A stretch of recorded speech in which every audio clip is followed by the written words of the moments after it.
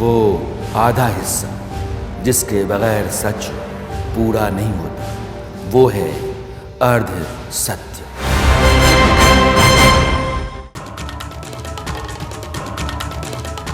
नमस्कार, मैं Rana Yashwant India news पर आपका स्वागत करता हूं और आप देख रहे हैं अर्ध सत्य। महाराष्ट्र की राजनीति में शरद पवार के पांव तले जमीन क्या खिसकी, बिहार में सियासी मौसम गर्मा गया है। हलचल तब और बढ़ी जब नीतीश कुमार ने राज्यसभा के उपसभापति हरिवंश से मुलाकात की।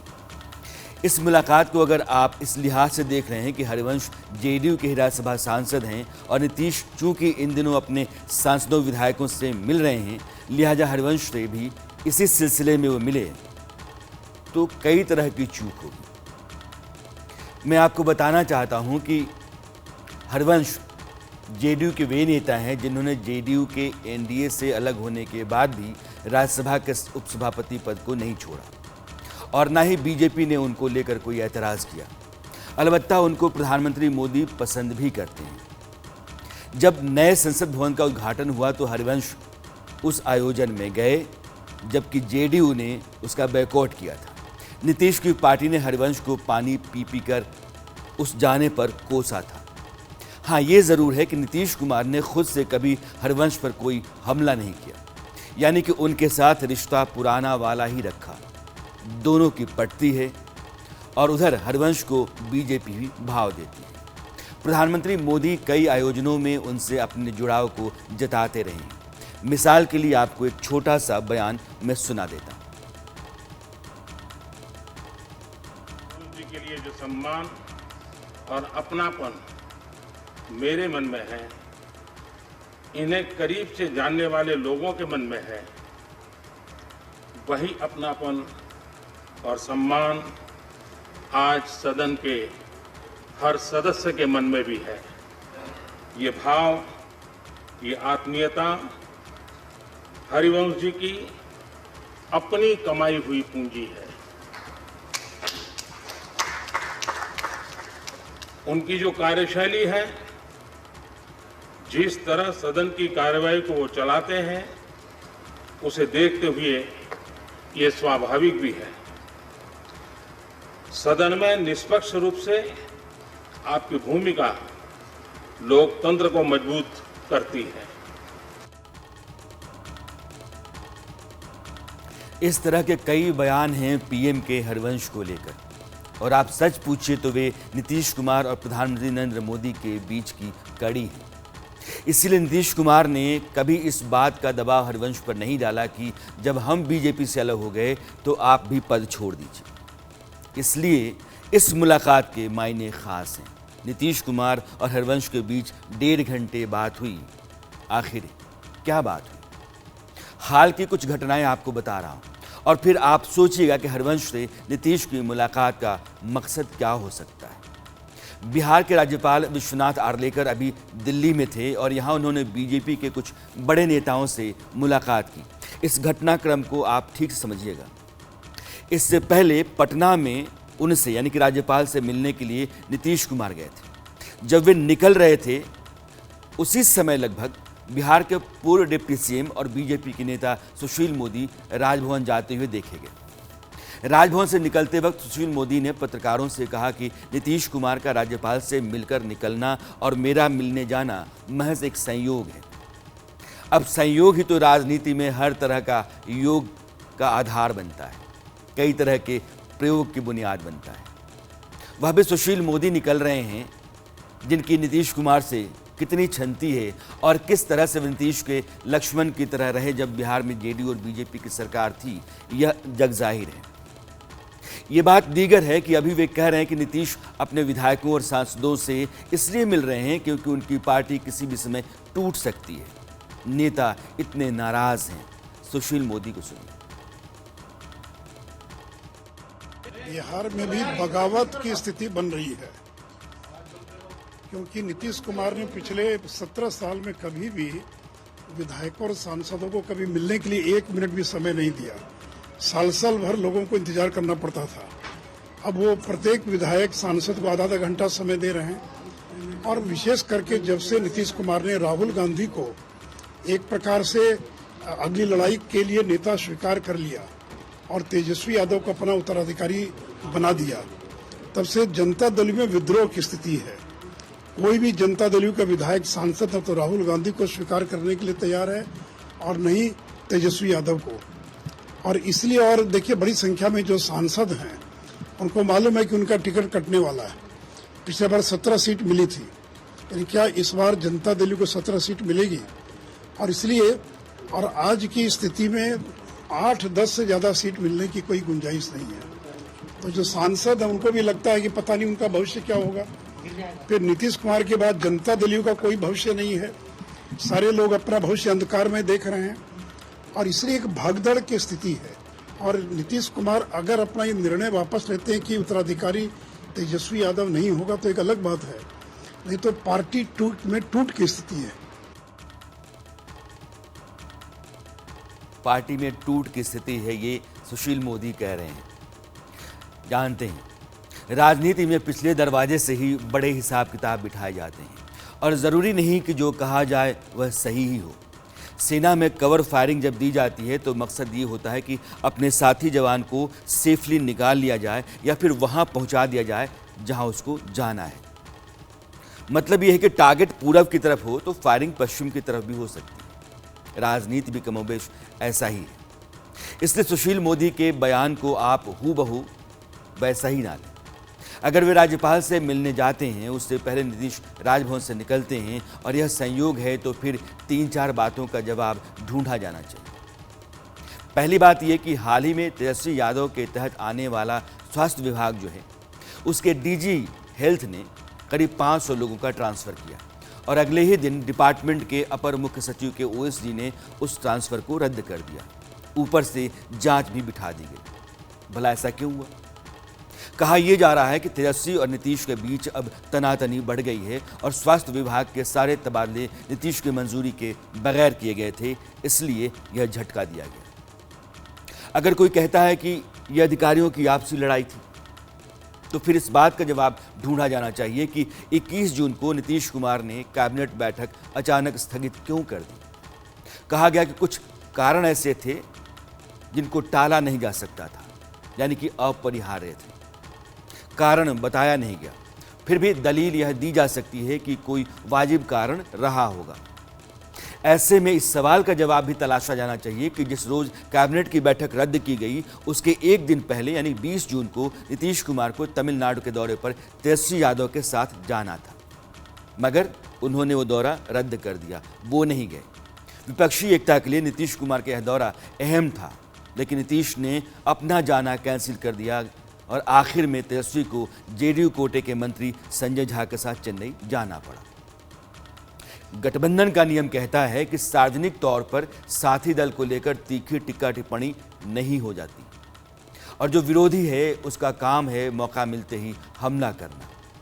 मगर जैसे ही रिश्ता बदलता है वैसे ही बयान बदल जाते हैं। उदाहरण के लिए मैं आपके सामने 2 बयान रखता हूं, नीतीश कुमार का ही है, जब उन्होंने आरजेडी को छोड़कर बीजेपी के साथ सरकार बनाई थी और फिर जब बीजेपी को छोड़कर आरजेडी के साथ आए थे। दोनों बयानों को आप सुन लीजिए। जी भी यहाँ बैठे हैं, शरद जी भी बैठे हैं। हम लोगों ने जेपी के चरणों में बैठकर लोकतंत्र का पाठ सीखा है और कहते हो तुम्हारा डीएनए गड़बड़ है। जो मन में आए बोलेंगे। ये लालू जी को देखते ही कहते जंगल राज आएगा, जंगल राज आएगा, और राष्ट्रीय जनता दल का नामकरण करते हैं। रोजाना जंगल राज का डर, जनता दलियों को बात का नामकरण करते हैं जनता का दमन और उत्पीड़न। मैं उनको बताना चाहता हूं किस आधार पर कह रहे हो जंगल राज? आज बिहार में कानून का राज है। 15 साल पति पत्नी का राज था, क्या बुरा हाल था? कहीं सड़क था जी, कहीं बिजली थी, लोग घर से निकलने में डरते नहीं थे।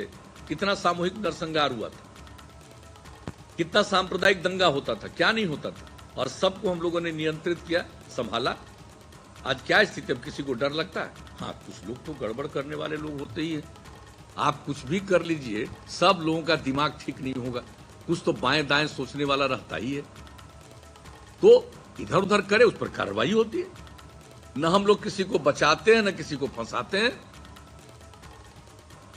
अब पहले लोग बचाने के चक्कर में, फंसाने के चक्कर में रहते थे, क्राइम बढ़ता जाता था। बात तो कभी भी बदल सकती है, राजनीति में बात और औकात कब बदल जाए कोई नहीं कर सकता। मगर एक सवाल ज़रूर है कि नीतीश कुमार पिछले कुछ दिनों से अपने विधायकों सांसदों से आखिर क्यों मिल रहे हैं? क्या उनको पार्टी में टूट का डर सचमुच सता रहा है? क्या वे अपने नेताओं का मन थाह रहे हैं?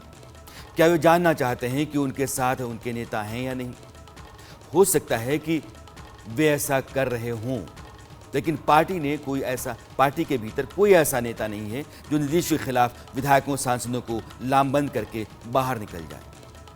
नीतीश कुमार के कभी खासम खास रहे और बाद में उनके साथ ही लड़ने पर आमादा हो गए आरसीपी सिंह बाहर हैं। वे खतरा हो सकते थे क्योंकि वे नीतीश का विकल्प बनने की तैयारी कर रहे थे। उपेंद्र कुशवाहा जो जेडीयू में लौट कर आए मगर नीतीश कुमार से उनकी बनी नहीं और लगभग बागी होने लगे थे, आज बाहर हैं। अब जो अंदर हैं वह नीतीश के अपने लोग हैं, चाहे ललन सिंह हो या विजय चौधरी हो। बगावत का खतरा नहीं है, लेकिन 2024 के चुनाव में सीटों का तालमेल आरजेडी के साथ अपने आप में बड़ी दिक्कत पैदा करेगी, ये चिंता जरूर है। जेडीयू ने 2019 का चुनाव बीजेपी के साथ मिलकर लड़ा और उसके 17 सांसद जीते और लगभग सभी आरजेडी के उम्मीदवारों को हरा करके आए। अब उस सीट पर अगर आरजेडी दावा करती है तो जेडीयू के सांसद नाराज होंगे, लाजमी है, और बहुत संभव है कि वे बीजेपी के साथ जाकर के मिल जाएं। लोकसभा चुनाव में बीजेपी के साथ नीतीश के लिए इस तरह का कोई संकट खड़ा नहीं होगा। आरजेडी के अलावा कांग्रेस, सीपीआई, सीपीएम, सीपीआईएमएल सबको कुछ न कुछ सीटें देनी होंगी। बीजेपी के साथ समस्या ये आएगी कि अगर चिराग को वो साथ रखती है पासवान को, तो नीतीश को यह मंजूर नहीं होगा। मगर यह समस्या कहीं छोटी है आरजेडी के साथ सीटों के तालमेल को लेकर जो दिक्कतें आएंगी उनके मुकाबले। अब आरसीपी सिंह और उपेंद्र कुशवाहा के जेडीयू से बाहर जाने के बाद पार्टी को तोड़ने वाला वहाँ कोई नेता नहीं है। इसलिए अगर ये कहें आप कि वहाँ महाराष्ट्र में जैसे हुआ एनसीपी के भीतर या शिवसेना के भीतर वैसा हो जाए, इसकी संभावना कम है। बिहार की राजनीति पर बारीक पकड़ रखने वाले दो खास मेहमान मेरे साथ हैं। मैं चाहता हूं कि थोड़ी देर के लिए उनके साथ चर्चा करूं और ये समझूं कि बिहार में नीतीश कुमार जो कुछ भी कर रहे हैं उसके मायने क्या निकाले जाने चाहिए। अरुण पांडे जी वरिष्ठ पत्रकार हैं और मणिकांत ठाकुर जी, आप दोनों का नाम बिहार की राजनीति को समझने समझाने के लिहाज से बहुत बड़ा है, लोग जानते हैं, पढ़ते हैं आप दोनों को। अरुण जी, आज जिस तरीके से हरवंश के साथ 1.5 घंटे की बैठक चली नीतीश कुमार की, ये बैठक सिर्फ महज शिष्टाचार के लिए थी या एक सांसद अपने पार्टी की आला कमान से मिलने गया था या फिर इसके तार दिल्ली तक आते हैं? हरिवंश जी राज्यसभा के उपसभापति हैं और आपने अभी विस्तार से पूरी बिहार का की जो राजनीति आज हो रही है, जो परिस्थिति है, जो घटनाक्रम है और बीते वर्षों में जो कुछ हुआ है, बिल्कुल उसका एक सजीव चित्रण आपने पेश किया है। और अब रही बात की खासकर 23 जून को जो भाजपा विरोधी दलों की पटना में बैठक हुई और अगस्त महीने में एक राजनीतिक घटनाक्रम, भाजपा को सत्ता से बाहर करने के बाद राजद से फिर से दोस्ती की, कांग्रेस से हाथ मिलाया और वाम दलों को बाहर के समर्थन से 7 दलों की सरकार बिहार में बनी। और नीतीश कुमार ने उसी समय कहा था कि अब ये प्रयोग यदि हम राष्ट्रीय स्तर पर करेंगे, सभी विपक्ष को एकजुट करेंगे, तो भाजपा 100 सीट में सिमट जाएगी। उसी कड़ी में आपको याद होगा कि नीतीश कुमार ने कई राज्यों का दौरा किया, कई मुख्यमंत्रियों से भेंट की, दिल्ली गए और अंततः फिर जो 12 जून को बैठक थी, 23 जून को बैठक। अरुण जी, मेरा मकसद सिर्फ एक ही जवाब जानना है, हरवंश जी के साथ मुख्यमंत्री की बैठक के मायने क्या हैं? देखिए, वो अभी मंत्री ने ये बात सही है कि वो तो रोज रोज मिलते नहीं, विधायक दल के नेता हैं, लेकिन विधायकों से वो जी ढंग से मिल रहे हैं। ये कोई रेगुलर मीटिंग नहीं थी, अक्सर नहीं मिलते हैं और ये मीटिंग खास करके विपक्ष को एकजुट करने के लिए, और सभी सांसदों की बैठक की थी बंटू। और उसी सिलसिले में मानता हूं कि एक आला कमान के बुलावे पर सभी सांसदों को मुख्यमंत्री आवास से फोन गया कि मुख्यमंत्री जी सबों से बात करना चाहते हैं राजनीतिक परिस्थिति से। हरिवंश जी की इस मीटिंग को मैं सिर्फ और सिर्फ इसी के लिए आए थे, जो आज मीडिया में अभी सुर्खियां बनी हुई है कि वो प्रधानमंत्री और अमित शाह के राजदूत बन करके आए थे और भाजपा से फिर एक नई दोस्ती होगी, वो एक सेतु बनेंगे। ये एक कयास भर है, इसलिए भी ये कयास स्वाभाविक है कि नीतीश जी जो कुछ करते रहे हैं आज की तारीख में, ये विडंबना है कि उनकी खुद की राजनीतिक चाल खुद अविश्वसनीय हो गए। वो कब किसके साथ जाएंगे, कब किसके साथ, अभी दो प्रमुख आपने उनके बयान दिखाए। जी हाँ बिल्कुल, जी बिल्कुल। यही मणिकांत काफी जी, है कहने के लिए। नीतीश कुमार का दाया हाथ क्या करता है बाएं को पता नहीं होता है। नीतीश कुमार कब कहाँ क्या कह जाएंगे कर जाएंगे किसी को नहीं मालूम, सिर्फ वही जानते हैं। और शायद इसी खूबी के चलते वो सत्ता में लगभग 20 साल से बने हुए हैं, बल्कि ज़्यादा वक्त हो गया, 20 साल होने को आ गए हैं। यह जो बैठकों का दौर चल रहा है सांसदों के साथ, विधायकों के साथ, कहा यह जा रहा है कि पार्टी के भीतर बगावत के आसार हैं, पार्टी के नेता असंतुष्ट हैं। आरजेडी के साथ जाने को लेकर के, तेजस्वी को उत्तराधिकारी कहने को लेकर के, राहुल गांधी को प्रधानमंत्री के तौर पर उम्मीदवार प्रोजेक्ट करने के तौर पर, ये बहुत सारे ऐसे कारण हैं जिसके चलते पार्टी के भीतर नीतीश कुमार के खिलाफ एक असंतोष है। क्या इस वजह से नीतीश कुमार बैठक कर रहे हैं, मामला कुछ और भी है? निश्चित रूप से आज नीतीश कुमार के दल या गठबंधन के भीतर जो स्थिति है वो उनके लिए सहज नहीं। आपने जितना बता दिया उसी से ये जाहिर है कि मुश्किलों का सामना कर रहे हैं नीतीश कुमार अपने महागठबंधन के भीतर भी, और उनको अपने दल के भीतर भी जिस तरह से सवाल उठे हैं और जो शंकाएं पैदा हुई हैं कि इनके दल में इनकी स्थिति अब क्या है, नीतीश कुमार के बारे में जो इनकी विश्वसनीयता जिस तरह से कम हुई, उसको लेके चर्चा होती रहती है।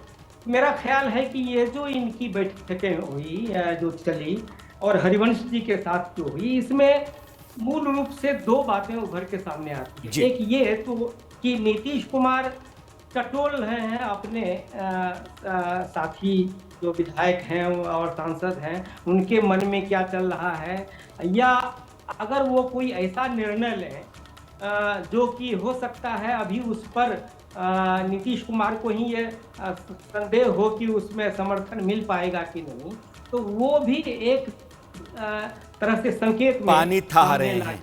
जी हाँ, आप दोनों मेहमानों के साथ मैं फिर लौटता हूं, कुछ बातें मैं दर्शकों के साथ साझा करना चाहता हूं। मैं आपके सामने दो तस्वीरें ला रहा हूं, एक नीतीश कुमार की है और दूसरी आरजेडी सुप्रीमो लालू प्रसाद यादव की। यहां भी एक पेच माना जा रहा है। खबरों की दुनिया में यह चर्चा है कि नीतीश कुमार लालू यादव के चलते दबाव महसूस कर रहे हैं। लालू चाहते हैं कि नीतीश तेजस्वी यादव को जल्द से जल्द बिहार का मुख्यमंत्री बना दें और खुद विपक्षी एकता की धुरी बनकर मोदी के खिलाफ मैदान में उतर जाएं।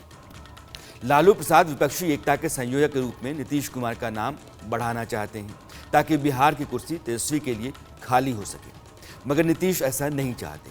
हमेशा सबसे सुरक्षित रास्ता अपनाने में माहिर नीतीश कुमार विपक्षी दलों के मोर्चे का संयोजक बनना तो चाहते हैं, लेकिन मुख्यमंत्री की कुर्सी छोड़ना भी नहीं चाहते। उनको पता है कि मोदी के खिलाफ उतरकर जीत मिलेगी या नहीं तय नहीं, वे पीएम बनेंगे या नहीं तय नहीं, 1% भी नहीं पता। ऐसे में सीएम की कुर्सी छोड़ना कहीं से भी नीतीश की नीति में फिट नहीं बैठता। आधी छोड़ पूरी को धावे, पूरी मिले ना आधी पावे, नीतीश ऐसा नहीं करते। वे अपना इरादा पहले भी जता चुके हैं कि तेजस्वी ही उनका उत्तराधिकारी बनेंगे, मगर 2025 के बाद 2025 तक नीतीश कुमार ही हैं। सुनिए इसको। आगे काम करते रहे और जितना संभव था उतना हम सेवा किए। तब तो हमरा एगो बात मानिए, आप लोग तो इतना कर ही लिए हैं कि इतना तो हम लोग कर ही रहे, और जो बाकी भी कुछ भी होगा आपको आगे भी तो तेजस्वी जी पूरा काम को करते रहेंगे और करवाते रहेंगे, कोई दिक्कत नहीं आएगी। राजनीति में बातें हैं, बातों का क्या। इन सब घटनाओं और अंदर खाने चल रही बातों को देखते हुए 3-4 मसलों को समझा जा सकता है। पहली बात यह कि आरजेडी के साथ नीतीश की गाड़ी सरपट दौड़ रही है, ऐसा नहीं है। नीतीश को इस बात का डर जरूर है कि चुनावों में सीटों के तालमेल को लेकर जो संशय है, उसके चलते तेजस्वी यादव को अपना उत्तराधिकारी बताने के चलते और उनकी अपने सांसदों विधायकों से दूरी के चलते पार्टी में असंतोष काफ़ी ज़्यादा है। वह कोई बड़ा संकट खड़ा कर सकता है, इसीलिए वे अपने नेताओं से मिल रहे हैं। मगर सबसे अहम बात यह है कि हरिवंश से नीतीश कुमार की मुलाकात क्या है, मायने क्या है, अंदर खाने चल क्या रहा है। हमारे दोनों मेहमानों ने इशारा किया है, वे हरिवंश जो नीतीश के नज़दीकी हैं और नरेंद्र मोदी की पसंद भी हैं, इसलिए उनका पटना जाकर के 1.5 घंटे नीतीश कुमार के साथ बैठना कई तरह के सवाल या अटकलों को जन्म देता है। इसलिए इस बात की चर्चा जोर पकड़ रही है कि नीतीश अपनी कुर्सी के लिए क्या फिर से पाला बदल सकते हैं या बदलने वाले हैं। ऐसा करने के लिए वे वाजिब तर्क और सही मौका चुन लेते हैं। नीतीश कुमार अक्सर किस दल या गठबंधन के साथ उन्हें जाना है या किसका साथ छोड़ना है, यह फैसला अंतरात्मा की आवाज़ पर लेते रहे। अंतरात्मा को जगाने वाला मौका अब पैदा हो चुका है। सीबीआई ने तेजस्वी यादव के खिलाफ नौकरी के लिए जमीन मामले में चार्जशीट दाखिल कर दी। पिछली बार 2017 में जब उन्होंने महज 20 महीने बाद आरजेडी से अपना संबंध तोड़ा था, तो तेजस्वी यादव पर लगे भ्रष्टाचार के आरोपों को कारण बताते हुए कहा था कि मैंने अंतरात्मा की आवाज़ पर इस्तीफा दे दिया है। उसके बाद वे बीजेपी के साथ मिलकर फिर से मुख्यमंत्री बन गए थे। 2020 का चुनाव वे बीजेपी के साथ लड़े और फिर आरजेडी का साथ लेकर नया गठबंधन बनाकर अपनी कुर्सी सुरक्षित कर ली। यह ठीक है कि बीजेपी कई बार कह चुकी है कि नीतीश के लिए एनडीए में अब दरवाजे बंद हैं, लेकिन राजनीति में इस तरह के बयान कितने मायने रखते हैं आप समझते हैं। मामला फायदे का हो तो कहीं भी बात बन सकती है, और 2024 के लिए बीजेपी जेडीयू का साथ आना दोनों के लिए फायदे का सौदा है। जिस तरह जेडीयू का नीतीश हरिवंश की 1.5 घंटे की मीटिंग को सामान्य मीटिंग बताना आप मान सकते हैं, वैसे ही बीजेपी का जेडीयू को लेकर यह बयान कि किसी के साथ अब नीतीश के साथ तो बिल्कुल नहीं। नीतीश कुमार के बारे में तो पहले ही अमित शाह जी ने साफ कर दिया है कि किसी कीमत पर नीतीश कुमार को हम स्वीकार नहीं करेंगे, और से वो नाक भी रगड़ेंगे आकर बीजेपी के दरवाजे पर, तो भी बीजेपी कभी नीतीश कुमार को भी स्वीकार नहीं करेगी। बहुत हो गया, आपको 17 साल हम लोगों ने ढोया, अब बीजेपी नीतीश कुमार को न तो स्वीकार करेगी और नहीं ढोने के लिए और भविष्य में तैयार है। एक और बात है, अगर आप ठीक से बिहार की राजनीति को देखें और नीतीश कुमार के नियम कायदों को, जिन आधार पर वो पिछली बार आरजेडी से अलग हुए थे, उसको देखते हुए वे फंस से गए। क्यों? क्योंकि 2017 में जब उन्होंने आरजेडी का साथ छोड़ा था तो आधार यही था कि तेजस्वी पर भ्रष्टाचार का मुकदमा दर्ज हुआ है। अब तो चार्जशीट दाखिल हो गई।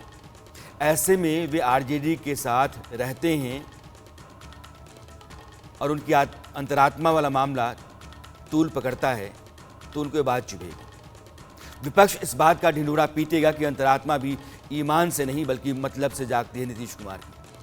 ऐसे में नीतीश कुमार अगर दोष मुक्त होने तक तेजस्वी यादव के इस्तीफा देने की बात कहते हैं उनको, या फिर उन्हें बर्खास्त करते हैं, तो आरजेडी बवाल काट देगी। दूसरी बात यह है कि नीतीश कुमार ने आरोपों के आधार पर आरजेडी कोटे के 2 मंत्रियों, आपको याद होगा सुधाकर सिंह और कार्तिकेय सिंह, दोनों को इस्तीफा देने के लिए मजबूर कर दिया था।